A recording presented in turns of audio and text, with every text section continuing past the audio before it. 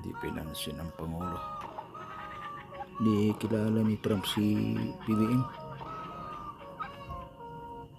Grabe yan.